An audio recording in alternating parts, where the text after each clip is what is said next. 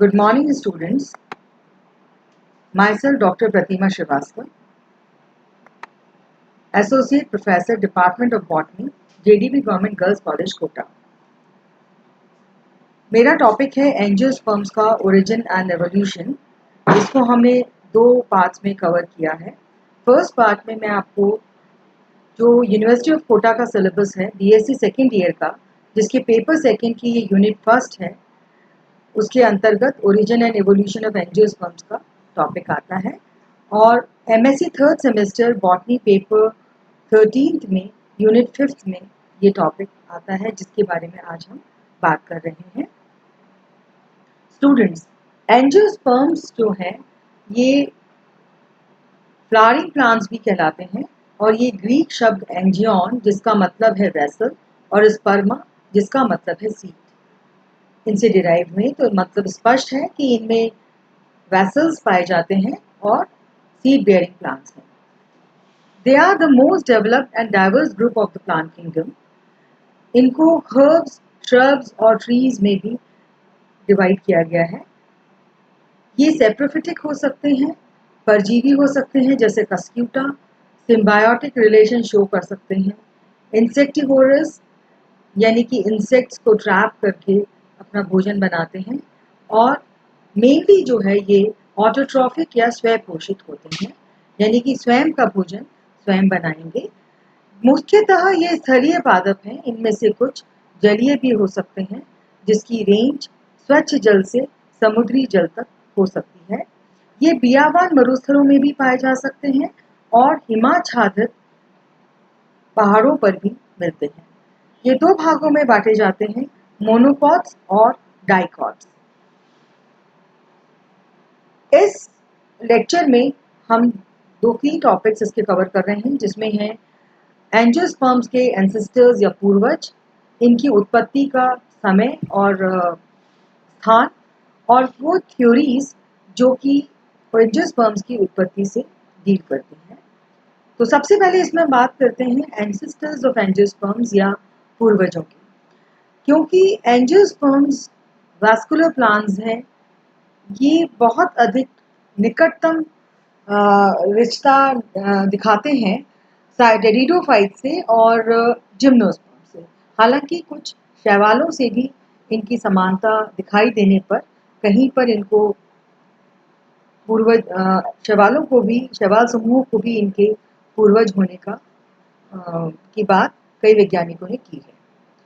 अब इसमें जैसे जिम्नोस्पर्म्स जैसे कि केटोनियल्स, बेनेटाइटेल्स, साइकेडोफिलिकल्स, कॉर्डाइटेल्स, कॉनिफरेल्स and Cycadales, they were considered as probable ancestors of angiosperms, and among the pteridophytes, equisetails, lycopodiales, xylophytales जो हैं, इनको पूर्वज माना गया। रैनियल्स के कुछ सदस्य और एमेंटिफेरी जो हैं, ये एंशियंट एंजियोस्पर्म्स हैं। रादर एमेंटिफेरी को एक काल्पनिक समूह बताया गया है, और ये जो शुरू में फॉसिल एंजियोस्पर्म्स हैं उनको निरूपित करता है। अब बात आती है कि इनका जो ओरिजिन है वो किस समय हुआ। तो इनकी जो सडन अपीयरेंस है वो क्रिटेशियस एज में हुई, और इस वजह से डार्विन ने इन्हें, इनकी जो उत्पत्ति है उसको एबोमिनेबल मिस्ट्री भी कहा है। एबोमिनेबल मिस्ट्री से तात्पर्य ये है कि ये अचानक अपीयर हुए और ये बहुत अधिक प्रभावी हो गए। हालांकि ये भी माना गया है कि क्रिटेशियस एज से ये पहले भी उत्पन्न हो चुके थे, पर क्योंकि इनका जीवाश्मीकरण अनुकूलता नहीं होने की वजह से जीवाश्म नहीं पाए गए। ये शुरू में जो मिले तो ये शुष्क स्थानों पे उत्पन्न हुए थे, और वहाँ पे जब ये मृत हो गए तो इनका जीवाश्मीकरण नहीं हो पाया, जो कि क्रिटेशियस एज की डैम्प और मार्शी होने की वजह से जीवाश्मीकरण हुआ। तो ये माना जाता है कि क्योंकि इनके जीवाश्म हमें किसी दूसरे एज में नहीं मिल रहे हैं, तो ये क्रिटेशियस एज में ही प्राप्त हुए। इनकी उत्पत्ति करीब 130 से 160 मिलियन ईयर्स पहले हुई। फाइलोजेनी की जहां हम बात करते हैं, इसको हम हिंदी में जाति व्रत भी कहते हैं, ये ऑर्गेनिजम्स का की इवोल्यूशनरी हिस्ट्री और विकास से संबंधित है। जो एंजियोस्पर्म्स की उत्पत्ति है वो अभी एक डिबेटेबल क्वेश्चन है, वो पूरी तरह से अभी हमें ज्ञात नहीं है। कुछ साइंटिस्ट ने कई सारे मत दिए इनके ओरिजिन के स्थानों के ऊपर, जैसे ग्रीनलैंड। तो some fossils of primitive angiosperms they are found on the rocks of Cretaceous period of Greenland. हालांकि बाद में ये भी माना गया कि वहां से ये माइग्रेट हो गए दक्षिणी गोलार्ध की ओर, कुछ अमेरिका की तरफ और कुछ यूरोप की तरफ। साउथ अफ्रीका में भी इनका स्थान माना जा सकता है इनकी उत्पत्ति का। 1947 में ड्यूटॉइट ने पाया some evidence of angiosperms like inflorescence in Triassic beds। तो उन्होंने ये क्लेम किया कि इनका जो ओरिजिन है वो साउथ अफ्रीका में हुआ है। पैसिफिक आइलैंड यानी कि प्रशांत महासागरीय द्वीपों जैसे Fiji, new Caledonia, New Guinea, इनमें बेली ने और तख्ताजन ने काफ़ी इंटेंसिवली शोध किया और उन्होंने ये पाया कि इनके कुछ मिसिंग लिंक्स हैं। लेकिन क्योंकि ये जो रीजन्स हैं ये डोमिनेंट या इसमें बहुत अधिक एंजियोस्पर्मिक फॉर्म्स मिले हैं, आधे एंजियोस्पर्मिक फॉर्म्स मिले हैं, तो उन्होंने ये कहा कि angiosperms were originated in Pacific island. अब कुछ थ्योरीज जो हैं वो प्रतिपादित की गई regarding the origin of angiosperms, जिसमें मुख्य है isoetes monocotyledon theory, coniferous amentiferae theory, gnetales angiosperm theory, pentoxylean theory, bennettitalean theory, caytonialean theory और टेरिडोस्पर्म थ्योरी। पर कोई भी थ्योरी जो है वो पूर्ण रूप से इनकी उत्पत्ति के बारे में नहीं स्थापित हो सकी है, क्योंकि बहुत सारी समानताएं एंड विभिन्नताएं देखने को मिली हैं। सबसे पहले आइसोइटिस मोनोकोटिलिडन थ्योरी की बात करते हैं, तो इसको कैम्बल ने 1928 में प्रतिपादित किया। Both eusporangiate and leptosporangiate ferns and their allies like lycopodials and isoetes etc. have been shown to possess many common features with monocots। तो आइसोइस्टिस और एक्वेटिक मोनोकॉट जैसे कि नाजाज, फ्लैक्सिलिस में बहुत सारी समानताएं देखी गई हैं।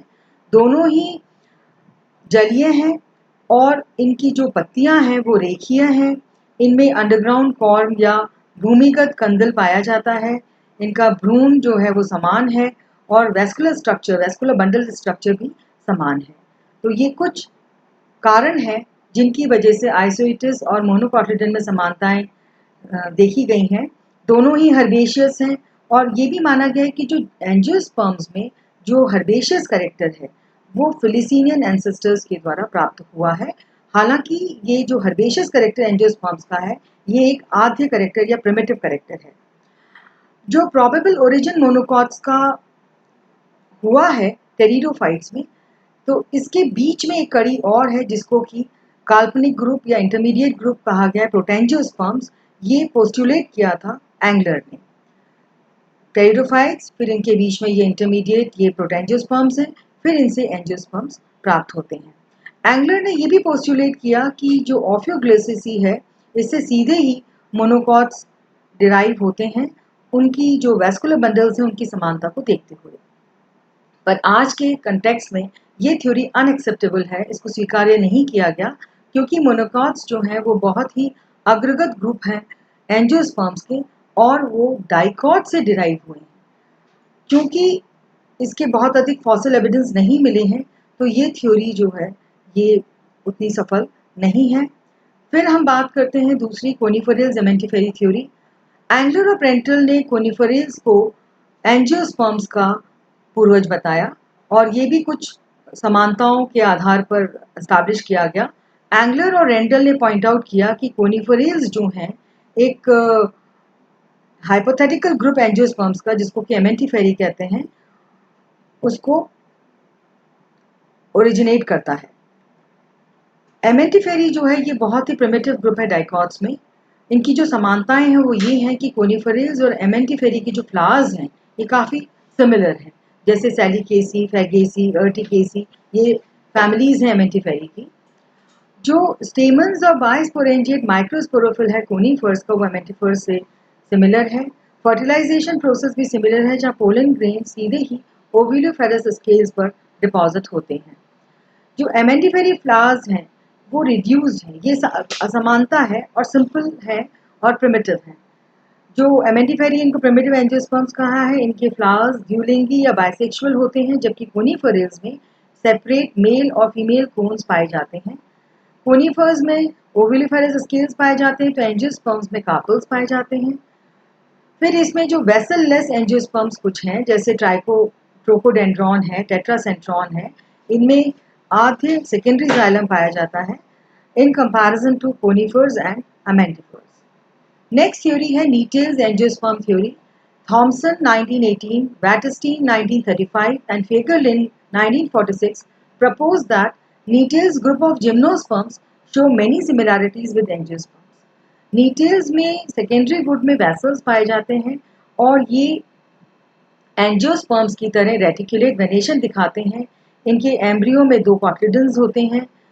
जो एफेड्रा, वेल्विशिया और नीटम, इनका जो स्टेमन है it is similar to that of angiosperm.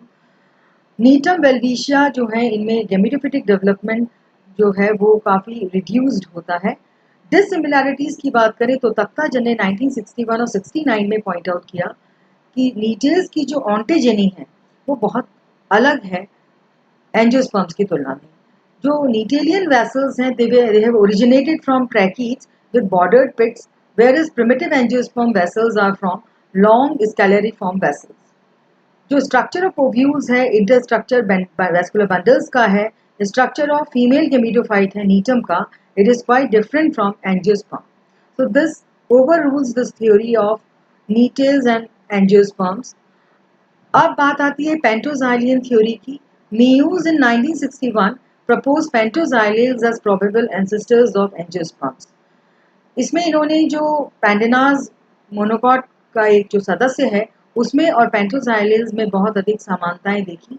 दोनों में ही पादप ऊर्ध्व हैं, डाइशियस है, द्विलिंगी है, stems are slender and cylindrical, और स्टेम के जो एपेक्स है, टिप है, वहां पे फीते के नुमा पत्तियां स्पाइरली अरेंज होती हैं। जो इनके मलबरी शहतूत जैसे फीमेल कोन्स हैं उनमें करीब 20 सेसाइल ओव्यूल्स अटैच होते हैं सेंट्रल रिसेप्टिकल में, और उनमें इंटरसेमाइनल स्केल्स या स्पोरोफिल्स नहीं पाए जाते हैं। Their seeds are enclosed in sarcotesta. ये पेंटोजाइलियन शूट है। यहाँ पे जो लीफी शूट है वो लीफी शूट जो है वो जिस तरह से दर्शाती है जैसे कि मोनोकॉट्स में देखने को मिलता है।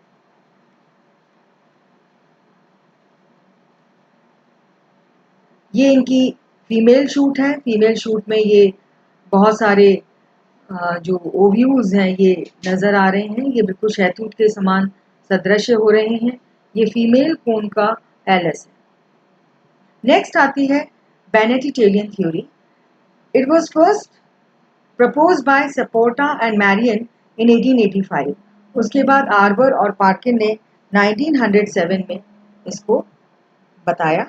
बेनेटाइटेस जो हैं they are possible ancestors of angiosperms on the basis of resemblance in the structure of the strobili of Psychedioidea and Magnolia. The strobili of flower both are bisexual. ये bisexual strobili है Psychedioidea का। इसमें centre में ये elongated axis है जिसके चारों ओर। फिर बात आती है बेनेटिटेलियन थ्योरी की। जैसा कि उसमें बताया गया कि एंड elongated central axis है जिसमें कि protective bracts microsporophyll they are placed